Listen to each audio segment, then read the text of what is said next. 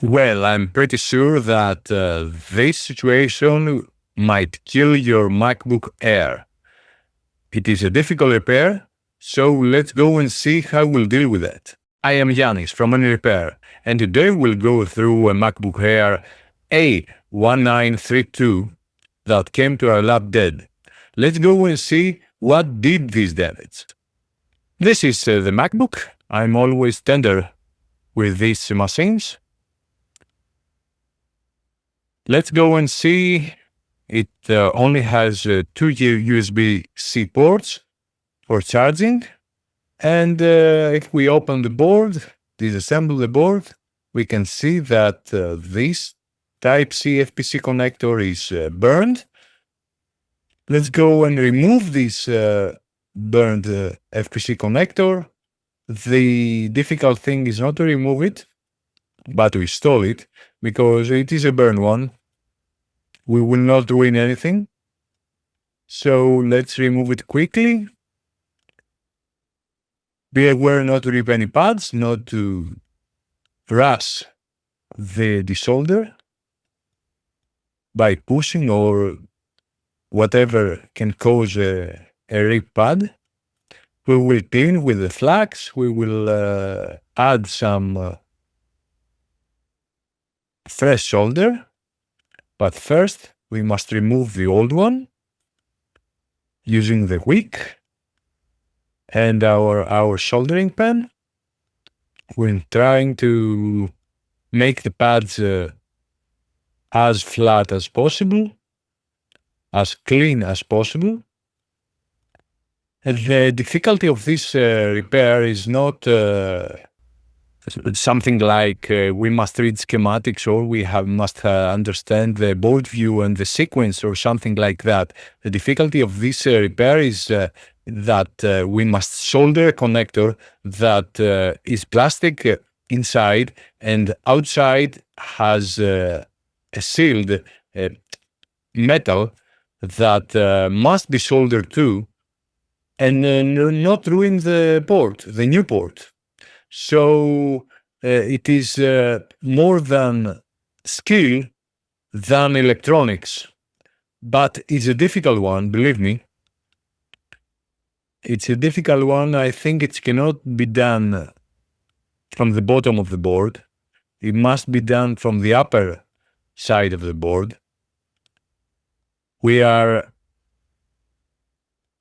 adding now the new solder, the fresh solder.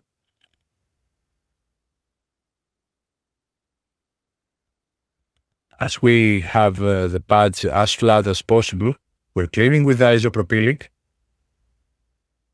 And I will not cut the video.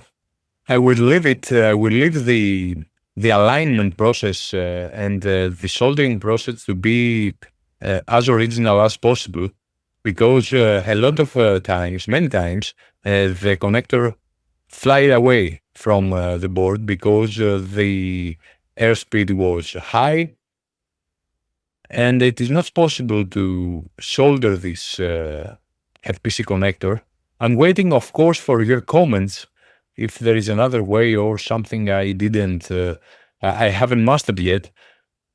So you can see the alignment in a multiple speed. The alignment process. We must align the pads which are not visible. You see, the connector just flew away. I'm aligning again.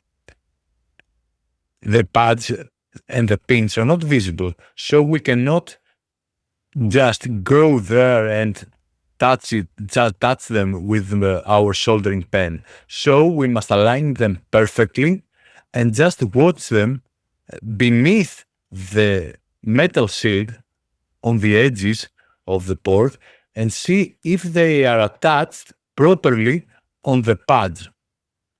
It's not so easy, and the alignment is the hard. So be aware that you are having flat pads at first, nice fresh solder evenly on the pad and a good alignment to start heating. The heat must not ruin the plastic, so cannot be very, very high. Should be 300, 310, and be patient because it will not melt as easy as the 400 degrees could melt the solder. You can see what I am trying to say here about the airspeed and the airflow and the heat. The airflow should be just the right amount for not throw away the connector, and the heat should be the right amount that will not destroy the plastic material of the connector. If you see any corruption of the plastic, you see I'm touching, it is not leaving any marks, so it is not melting. I'm touching just to ensure that the pins are touching the pads, and that's the proper way to do it. So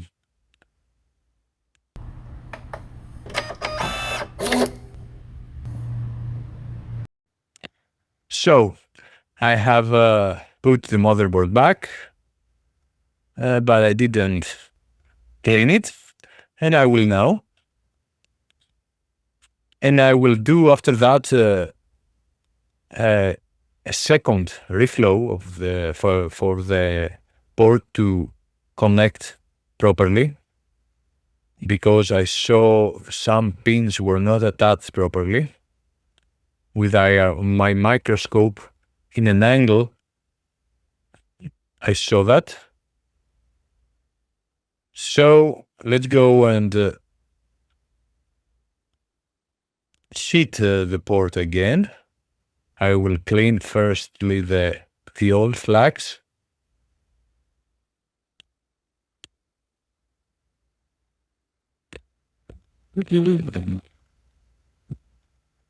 I'm inspecting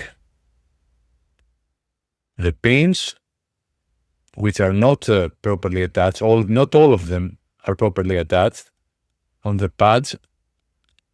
And now I will go and sheet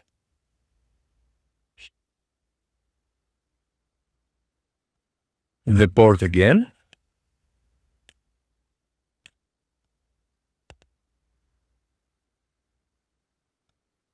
I am sheeting, and when the solder will melt a bit, I'm going to align it, because it's not, the pins are not attached because the alignment is not properly. You can see it. Now I will push it a little, and I think we're good. Now it's properly aligned. Check for the alignment.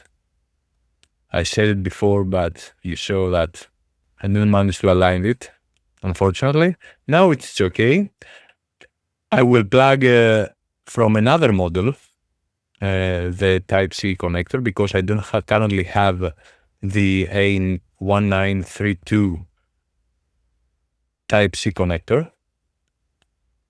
But it will work. It will work for the test. It cannot be mounted on the chassis. So I will try to plug it.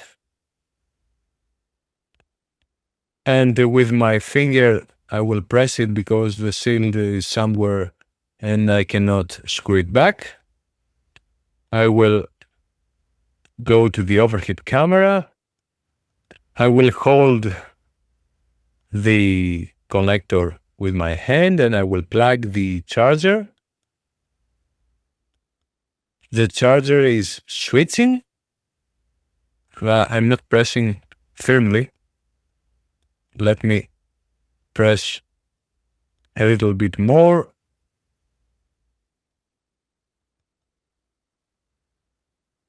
Oh, okay. It is drawing the amps that it should. I think it's powering on. Let's check. I will open up the screen to see if it is booting. The amps are good. But first, let's remove the charger and the connector, because I don't want to rip anything by forcing the lid to open. Okay. And since we are in a welcome screen and the user connection, we are okay to go. We will plug the charger again to see if it is working again. And if it is, it is okay.